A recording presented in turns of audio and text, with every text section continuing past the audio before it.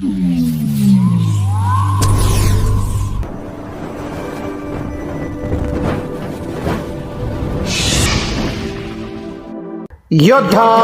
News Marathi.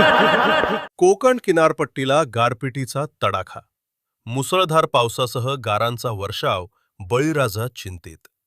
कोकणात गेल्या काही दिवसांपासून जाणवणाऱ्या उकाड्यानंतर आज निसर्गाचे एक वेगळेच रूप पाहायला मिळाले। दुपारच्या सुमारास अचानक वातावरणात बदल झाला आणि अनेक भागात मुसळधार पावसासह जोरदार गारपीट झाली। एरवी फक्त पावसासाठी ओळखल्या जाणाऱ्या कोकणात चक्क गारांचा सणा पडल्यानं स्थानिक नागरिक थक्क झाले आहेत। नेमकी परिस्थिती काय? व्हिडिओमध्ये पाहिल्याप्रमाणे पावसाचा वेग प्रचंड असून जमिनीवर पांढऱ्या शुभ्र गारांचा खच पडलेला दिसत आहे। काही मिनिटातच परिसर गारांनी पांढरा झाला।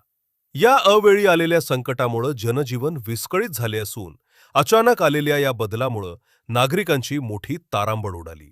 अनेक ठिकाणी घरांवरील छप्परांचे आणि झाडांचे नुकसान झाल्याची प्राथमिक माहिती आहे।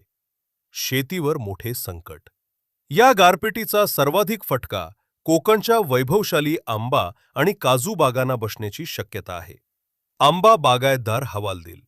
सध्या हापूस आंब्याचा हंगाम ऐन रंगात असताना झालेल्या या गारपिटीमुळे फळांचे मोठ्या प्रमाणावर नुकसान होऊ शकते। गारांच्या मारामुळे आंबे गळणे किंवा त्यांना डाग पडणे अशा समस्या उद्भवणार आहेत। काजू पिकाला फटका। काजूच्या पिकालाही या अवेळी पावसाचा आणि गारांचा मोठा फटका बसणार असून बागायतदार आर्थिक संकटात सापडलेत। हवामान खात्याचा अंदाज। हवामान विभागानं आधीच काही भागात पावसाचा इशारा दिला होता, मात्र गारपीट इतक्या मोठ्या प्रमाणावर होईल याचा अंदाज बागायतदारांना नव्हता। अरबी समुद्रात निर्माण झालेल्या कमी दाबाच्या पट्ट्यामुळे हे पावसाळी वातावरण तयार झाल्याचे तज्ज्ञांचे म्हणणे। स्थानिक प्रतिक्रिया। आम्ही कोकणात एवढ्या मोठ्या गारा कधीच पाहिल्या नव्हत्या। पाऊस ठीक आहे, पण या गारांनी आमच्या वर्षभराच्या मेहनतीवर, आंबा बागांवर पाणी फेरले, अशी भावना एका स्थानिक शेतकऱ्यानं व्यक्त केली।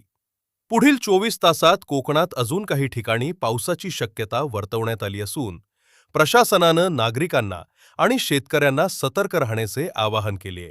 या बातमीचा आढावा घेतलाय आमचे योद्धा न्यूज मराठीचे प्रतिनिधी आनंद गावडे यांनी।